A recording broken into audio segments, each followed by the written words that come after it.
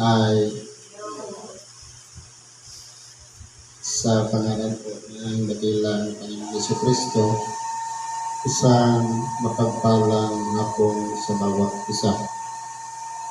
Dito po tayo sa pagpapatuloy ng gawain kung saan meron tayong hati-hatian na tinapay ng buhay o salita ng Diyos na siyang pinakapagkain ng ating nag-iisang kaluluwa.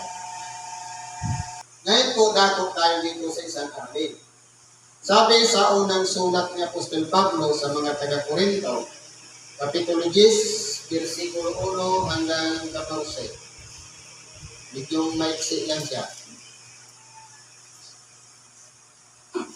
Sabi po ganito, sapagkat hindi ko ibig, mga kapatid, na di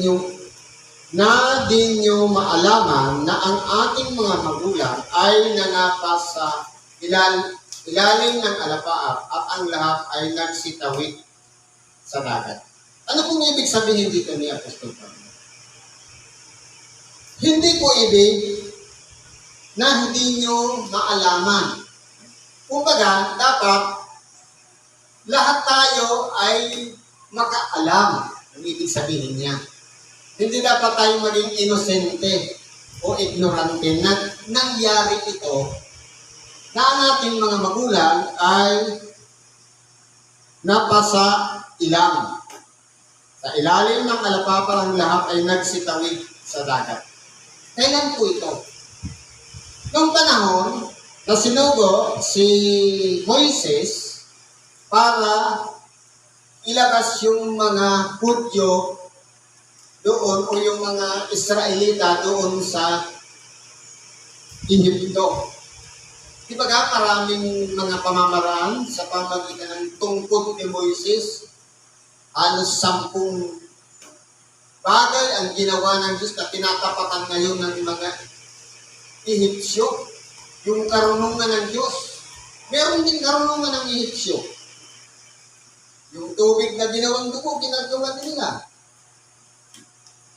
Yung una pa nga lang na tungkol, na paghagis ni Moises naging isang ahas, ulupong, ginawa din nila. Kumbaga, meron silang magic, kaya din nilang gawin.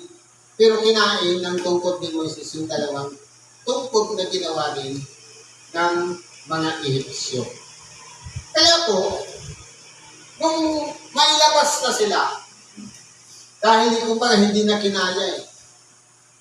Pati yung anak ni Paraon namatay na hindi na kinaya. Kumbaga, isinupo na ni Paraon yung mga Israelita para lumabas sa pangunguna ngayon ni Moises. Habang sa daan, sila po ay pinoproteksyonan ng Diyos ng alapaap sa init ng araw. Kasi po dadaan sila sa disyerto. Doon pa lang sa daan, marami na ang namatay na hindi nagsusunod kay Moises. Maayos yung pamamaraan ni Moises ng pagpasunod sa mga tao. Pero dahil sa katigasan ng kanilang mga puso, ang iba hindi sumunod. Kaya doon pa lang sa ilang, nangamatay na sila. At yung proteksyon ng Diyos na ginagawa sa kanila, yung ulap ang inilalagay sa init para takpan, para hindi sila mabilan. Kaya po, sabi dito,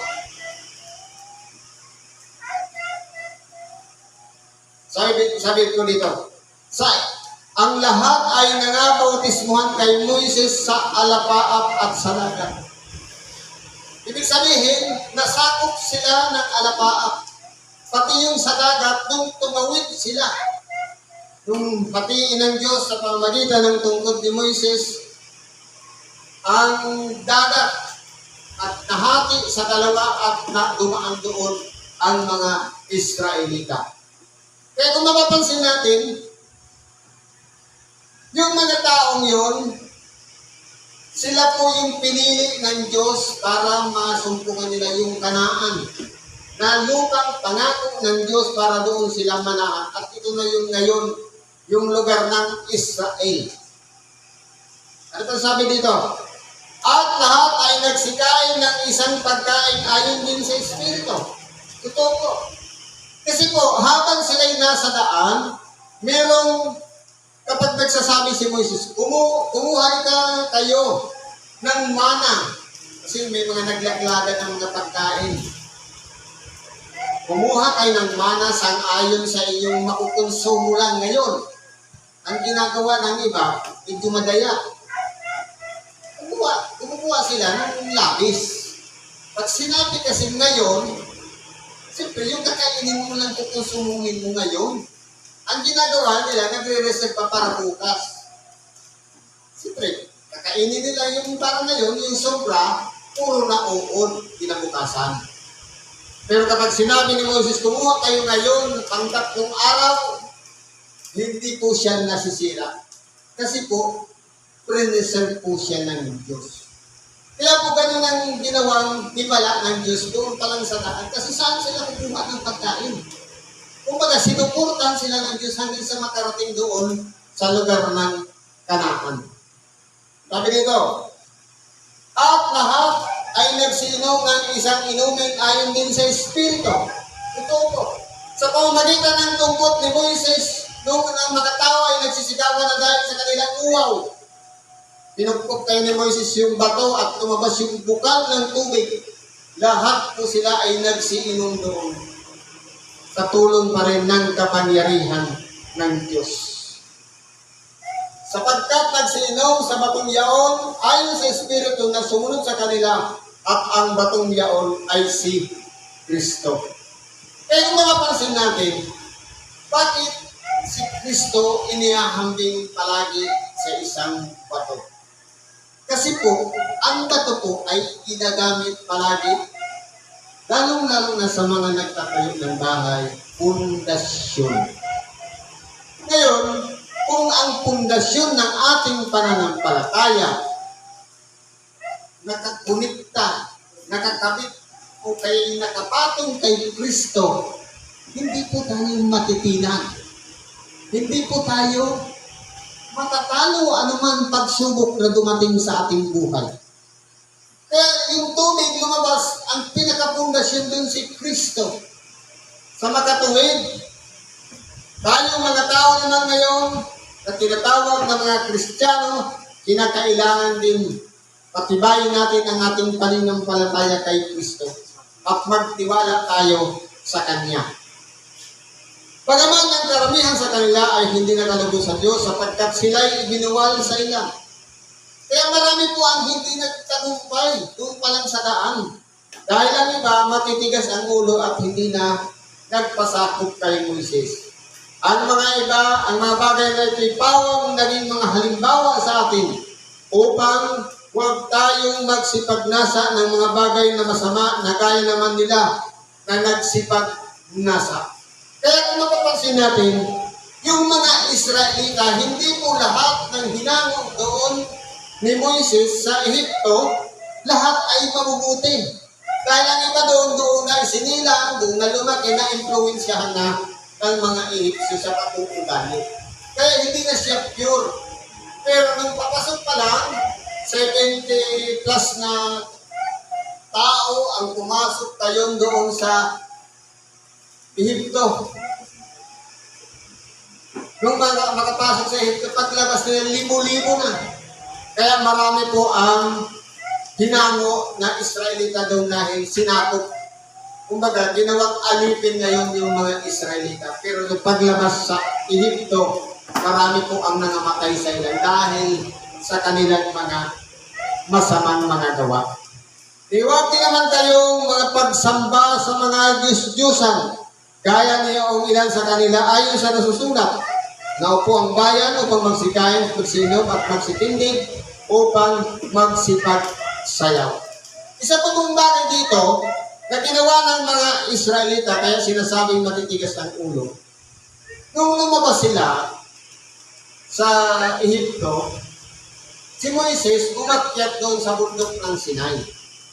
Ngayon, sa pamamagitan ni Aaron, siya ang inudyukan ng tao na gumawa sila ng isang bisirong baka na gawa sa ginto para kanilang sambahin. Dahil yun ang nakasanayan nila. Kaya ginawa nila, yung daladala nila mga ginto, pinagsama-sama nila yung niluto at ginawang baka na tinatawag na Baal. At yun ang pinagyuyukuran nila. Kaya pagbalik ni Moises, dala yung 10 utos ng Diyos, bumalik na muli sa ginagawa yung mga Israelita. Kaya hinagis niya yung 2 tapyas na bato na kinasusulatan ng 10 utos. Kaya nangyari, ang mga tao nagsipag-samba sa mga Diyos-Diyosan. Saglit lang nawala si Moises. Pero pagbalik niya, bumalik ang mga tao sa kasamaan. Ano pang sabi dito? Huwag din naman tayong makiapid. Nagaya ng iyan sa kalinga na nangakiapid. At ang nangabuwal na isang araw ay 23,000. Imagine, isang araw, 23,000 ang namamatay. Ibig sabihin, marami sila. Tapos 40 days silang naglakbay. Isang araw, 23,000 ang namamatay. Ibig sabihin, marami talaga yung mga hinango ni Moses doon sa Ehipto. Ano pong ibig sabihin nito? Na huwag din naman kayong makiapid. Ang pagkikiapid po kasi, halimbawa, sa 2 tao, babae at lalaki, ang tawag yan kapag sila'y pinagsama ng Diyos, mag-asawa. Kapag niligawan mo ang isa doon, kung nagkaroon ka ng relasyon, ang tawag doon, pakikiapid. Iba naman yung pangangalo niya. Ang pangangalo niya naman, yung magkapartner, tapos naghanap ka pa ng iba, yun ang pangangalo niya. Kumbaga, meron ka ng misis, meron ka pang sidekick ang tawag ko, tabit. Yun ang pangangalo niya. Ang pakikiapid, yung baga nakikipag-agaw ka doon sa mag-asawa. Alam mo ng asawa niya, nililigawan mo pa. Yun ang tinatawag na pakikiapid. Sabi pa dito, huwag din naman nating tuksohin ang Panginoon na gaya ng pagkatukso ng ilan sa kanila at nangapahamak sa pamamagitan ng mga ahas. Kaya po, ang Diyos, hindi po dapat nating tuksohin. Minsan po, sa totoong buhay, kahit sa panahon ngayon, tinutukso natin ang Diyos. Alam na natin bawal, ginagawa pa natin. Alam na natin na kinakailangan natin, diba 10 na lang. 6 na araw na ginawa ng Diyos, pagkukulan natin ng sarili nating buhay at ang isa, ilagay natin kahit naman sa pagsimba. Minsan, tinutokso natin ng Diyos. Yung oras na sana ginugulo natin para sa sarili nating buhay, pati yung sa paglalaan natin sa ating nag-iisang kaluluwa para magsimba, ninanakawan pa natin ang Diyos, tinutokso natin ang Diyos. Kaya po, dapat paglaanan natin yung isang araw para sa Diyos. Wala po araw na sinasabi, kung linggo yan, Lunes, basta ang mahalaga, meron kang isang itinakda. Mas maganda nga kung araw-araw mo siyang sampahin. Sapagkat iyan po ang nakalulugod at nakabubuti sa Diyos. Sabi pa ng buo dito, huwag din naman kayong mga bulong-bulungan na gaya ng ilan sa kanila na nangagbubulong-bulungan at nangapahamak sa pamamagitan ng mangwawasak. Kaya po kung mapapansin natin, tinuturuan tayo dito na dapat ang isang tao na halimbawa sa programa ng Diyos, mayroong nangangaral, mayroong tagapakinig, dapat unawain natin at tanggapin, bigyan natin puwang yung kapangyarihan ng Diyos pumasok sa ating mga puso. At huwag na tayo magreklamo kasi yung pagbubulong-bulungan, isang parte yan ng pagreklamo. Ano pa sabi dito? Ang mga bagay niya ito ngay mangyayari sa kanila na pinakahalimbawa at pawang nangasugat sa pagpapaalaala sa atin na mga ginatnan ng katapusan ng mga panahon. Kaya ang may akalang siya'y nakatayo, mag-ingat na baka mabuwal. Kaya po, kung tayo man po nagkaroon na ng pundasyon ng ating pananampalataya.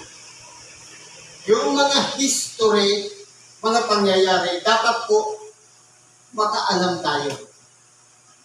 Dapat po maintindihan natin na nangyari yun sa mga tao noong unang panahon. Dapat po tayong mga tao sa panahon naman ngayon, gawin natin alaala o isang pamamaraan na parang reference yung mga nangyari sa ating mga ninuno.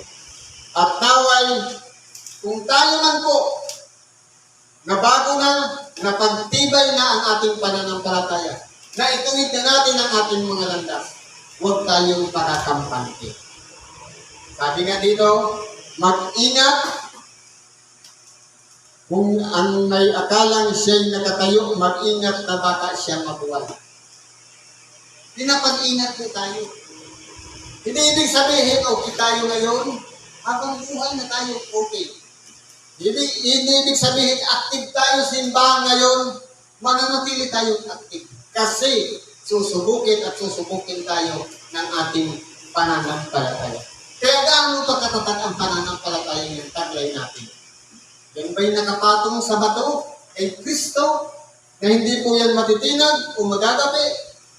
Kung yan po ay tunay at totoo, hindi po tayo mabubuwal. Hindi po tayo babagsak. Hindi dumating sa inyo ang anumang tukso, kundi yaong matitiis ng tao. Tapat ang Diyos na hindi niya itutulot na kayo tuksohin ng higit sa inyong makakaya, kundi kalakip din ng tukso ang gagawin naman ang paraan ng pag-ilag. Upang ito'y inyong matiis, kailangan minamahal ko, magsitakas kayo sa pagsamba sa Diyos-Diyosan. Kasi po ganito po yan. Ang pamamaraan po ng Diablo, panunukso. O kaya, sabi nga, tentasyon. Halimbawa, gusto ko na ilangang baguhin ang ating buhay, hindi na ako iinom. Sa daanan, may kumpare ka nag-iinuman. Ano mo ngayon siya? Makikitulungan. Siyempre, set ka naman pare. Sabi dito, tutoksohin, dapat ang Diyos na hindi niya itutulot na kayo tuksohin ng higit sa inyong makakaya. Sa totoo lang po, kaya nating umiwas at umilag. Dahil yung pagtukso na pamamaraan, kumbaga, ang mangyayari po yan, depende po sa level ng kakayahan natin, yung pamamaraan ng pagtukso. Pero, kinakailangan may pag-ilag. Hindi yung umilag ka na nga, bumili ka na, ibinili mo naman sila. Di parang gusto mo pa silang mapasama. Di paano kung pagbalik mo may nagwala doon? Dahil sa sabi-sabi ko, pagpapaunra. Kaya po, kinakailangan natin na pagtiusan mo na. Magtiis, kung mayroon pa naman sigurong ibang daan, lumiko ka. Huwag ka nang dumaan doon. Kasi kung halimbawa, sinasadya natin, at kung kailan iniiwas naman tayo ng asawa, halimbawa, galing ka sa karamdaman, bawal kang uminom. Tapos, dadaan ka doon. Parang ano nangyayari na mas namumroblema pa ngayon yung umaalalay doon. Kung may karamdaman, kasi yun ang napagod eh. Yun ang naghirap sa gutom, puyat, antok doon sa ospital. Samantalang yung may karamdaman nakahiga lang. Nung gumaling na, balik na naman sa dating gawin, dating bisyo. Kaya tinuturuan tayo dito, pabuhin na natin ang pananaw sa ating buhay. Kung tayo man nagtamo ng karamdaman, pamamaranan ng Diyos para lumapit sa Kanya. Para tawagan siya. Kung binago tayo ng Diyos, dapat yung tunay na pagbabago. Yung tunay na pagsisisi. Sapagkat hindi niya ipapahintulot ng Diyos na subukin tayo sa kakayahan na hindi naman angkop sa kaya natin. Kumbaga yung level na kakayahan na binigay ng Diyos sa atin, yung unawang ibinigay ng Diyos sa atin, susubukin tayo, depende doon sa kakayahan na taglay natin. Kaya magsitibay po tayo, gawin natin kung ano ang kalooban ng Diyos at pagsikapan natin masunod yung mga gusto niya. Kanaran ni Kristo Jesus, yun ang gawin nating sangkalan, pundasyon ng ating pananampalataya upang magtagumpay tayo dito sa ibabaw ng sanlibutan. Siguro po, nandito na lang, pakikibahagi natin sa oras na ito. Salamat sa Diyos at anuman ang ating mga kahilingan, karaingan, lapit natin yun sa Diyos at ipagkatiwala natin sa Kanya. Bagamat sa tao, imposible ang mga kahilingan natin, pero sa Diyos, wala pong imposible. Lahat po ipagkatalog niya.